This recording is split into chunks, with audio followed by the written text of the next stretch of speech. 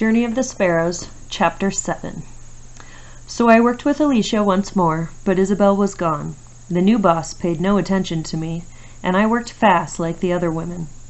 Julia met us at the door to our apartment the second night. Marta had a letter for us, she said, from Mama. I knelt on our mattress, and Julia watched my face as I read from the penciled writing. My dearest children, Mama began. The money you sent came, and Teresa is a little better, with food and medicine. But we are in danger. More were deported, so I stay inside most of the time and watch Beatrice's children. I thank Our Lady that you are alive, and I pray that we can join you. May God be with you all, but especially with you, Julia, when your time comes near. Love, Mama. I sighed, closed my eyes, and felt Julia squeeze my hand. Oscar leaned against me. When we arrived home from the fourth night after I'd begun to work again, Julia met me at the door. We have to talk, she said. Her face looked pale. We went to our mattress, and she sat, her back against the wall. I felt so sick today, she said. I took Oscar and went to see Donna Elena. She said that if I keep working and don't eat more, I might lose the baby. Tears rolled down her face. Oscar moved from where he was lying and placed his head against my chest. I held him against me. I can't lose it, Julia cried. It's all I have from Ramon. But Donna Elena said I had to quit working. She was silent for a few moments, then sighed. If I did quit working, I could go eat at the church more often with Oscar. She crawled a few feet to one of our boxes and pulled out 2 small plastic bags. One held herbs, the other pills. And Donna Elena examined Oscar. She asked how much he was eating.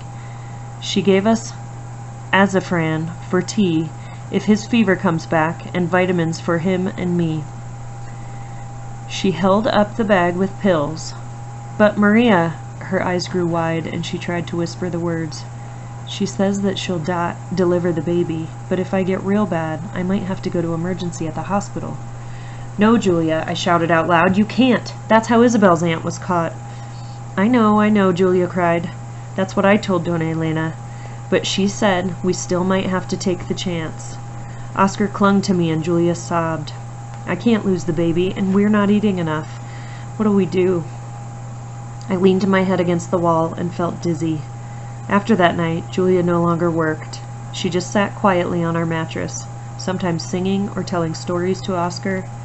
I thought maybe Oscar seemed stronger with Donna Elena's vitamins, but most of the time, they did have an evening meal at the church, but they were often hungry. I was hungry all the time too, and we had nothing to send to Mama and Teresa. Alicia and I got paid on Saturday, and during the second week, we ran out of food on Wednesday. Marta sent some bread. Alicia gave us what beans she had, and Tomas brought us some scraps he was able to sneak from the restaurant where he was currently working. Other than that, we waited for my pay. I borrowed money from the man with the tattoo to pay for the L. I was weak and dizzy while I worked, and my head ached constantly. My mind began to wander as it had when I was in the crate. I remembered our beautiful processions during Holy Week with flowers, music, and statues of saints. Our new boss snapped at us when he gave us our first week's pay, but during the second week, he no longer paced back and forth in front of us watching our performance. By Thursday of the second week, when I was eating so little, he didn't seem to even look at us, but hovered by the door. Once a siren passed us on the street below, and he jerked back against the wall. That Friday night, I woke up screaming and drenched with sweat, my whole body aching. Julia held me. You're all right, little sister, she whispered. You're not eating. That's why the nightmares are coming back. Tomorrow is Saturday. You'll get paid. And then you've got Sunday off and you can eat. There's hope, Maria. Just hold on. So I fell back asleep. The next morning I sat with my eyes closed on the L, rocking stiffly with the motion. I did not have the fare back home, so I would have to use part of my pay to return that evening. Alicia didn't speak, but laid her hand on mine. I knew she had not eaten either, and had shared what food she had with us. She put her arm around me as we walked from the L to the sewing place. Tonight we get paid, she reminded me, and you'll feel better. Don't give up, Maria. You're young. Your brother and sister need you. Our boss was in a corner when we arrived, his back to us. We began working. By now, I had realized that others were also hungry by payday.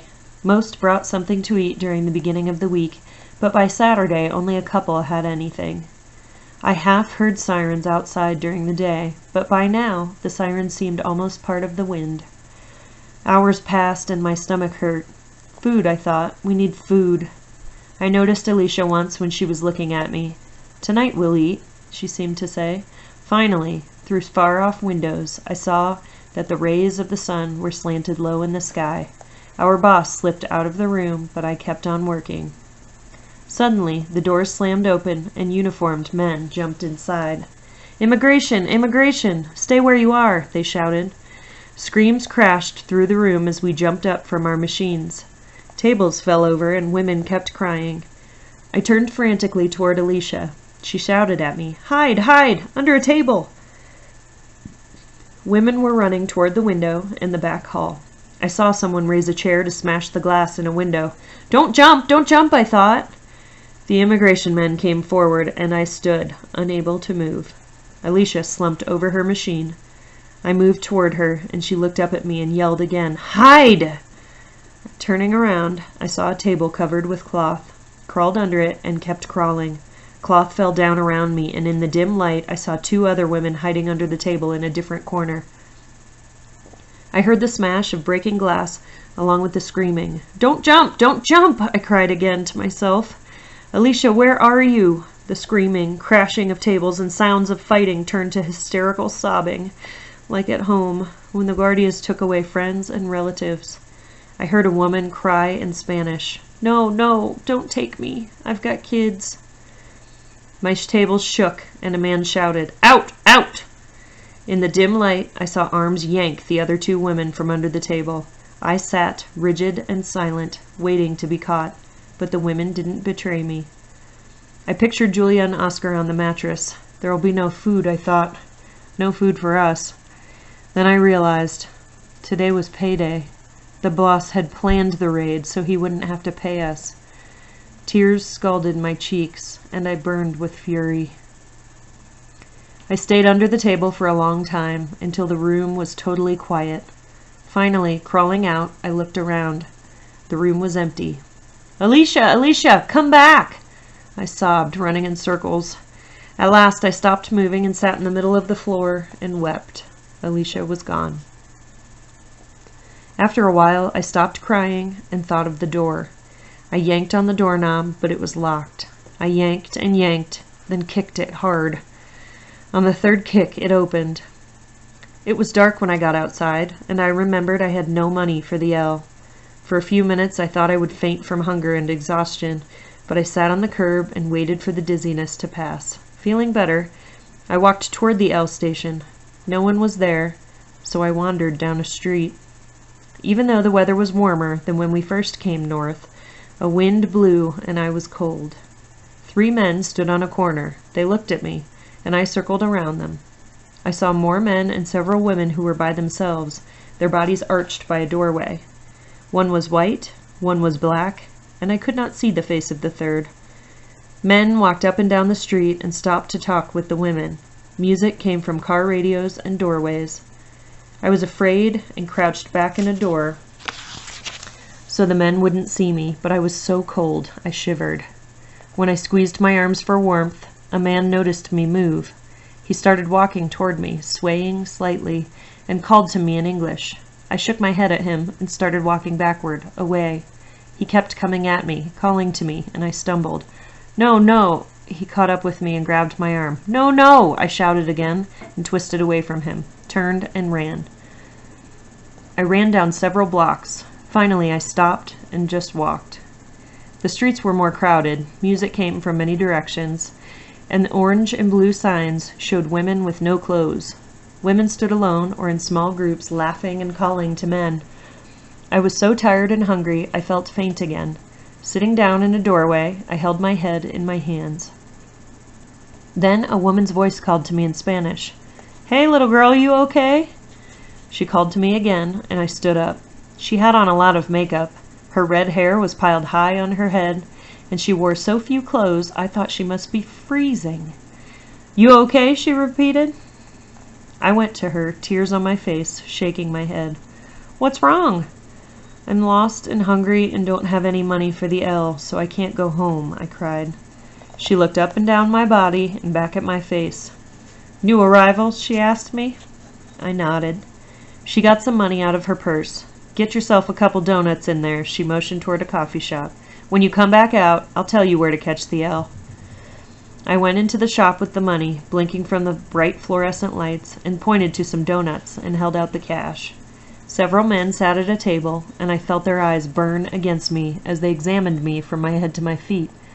I glanced out to the street where the woman stood. She was talking to a man in a shiny car and pointing in my direction. Again, I was afraid. I swallowed the donuts in big bites and went back to the woman. She asked me where I lived, and I told her.